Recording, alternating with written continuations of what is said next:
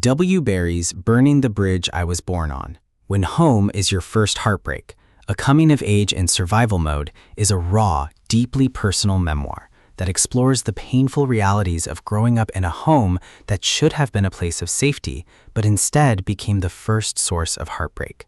Barrie's narrative is both intimate and universal, capturing the struggles of childhood trauma, the resilience required to survive, and the search for identity and healing in adulthood. The book begins with Barrie's reflections on the paradox of home. For most people, home is a sanctuary, a place of belonging. For Barrie, however, home was fraught with conflict, neglect, and emotional wounds.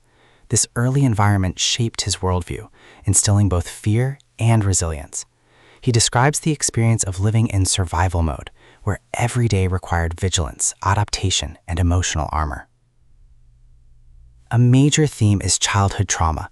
Barrie recounts experiences of emotional neglect, instability, and betrayal, illustrating how these wounds left lasting scars. He explains how trauma distorts self-image, creating feelings of unworthiness and isolation. Yet he also emphasizes the resilience that emerges from survival, the ability to adapt and endure, even in hostile environments. Another theme is the search for identity. Barrie describes how growing up in a broken home left him questioning who he was and where he belonged. He explores the tension between inherited narratives, family expectations, cultural norms, and the desire to forge his own path. His journey becomes one of self-discovery, learning to define himself not by trauma, but by resilience and authenticity. The book also highlights the impact of storytelling. Barrie uses narrative as a tool for healing, transforming painful memories into stories that foster understanding and connection. He insists that storytelling is not just catharsis, but a way of reclaiming agency, turning survival into meaning. His memoir becomes both personal testimony and universal reflection, inviting readers to see their own struggles mirrored in his. Barrie explores the concept of burning bridges as both destructive and liberating. To burn the bridge one was born on is to sever ties with the past, to reject the narratives of pain and dysfunction. Yet it is also an act of courage, a declaration that survival requires leaving behind what no longer serves.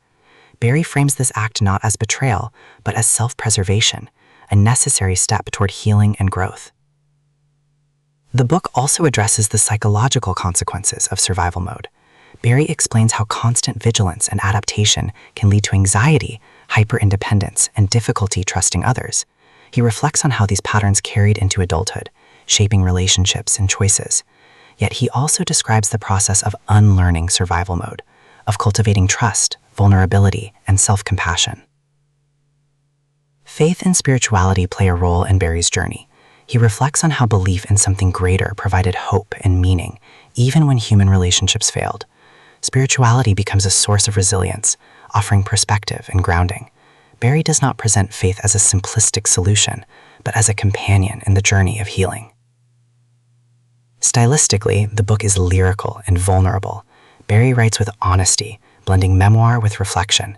His language is poetic yet accessible, capturing both the pain of trauma and the beauty of resilience.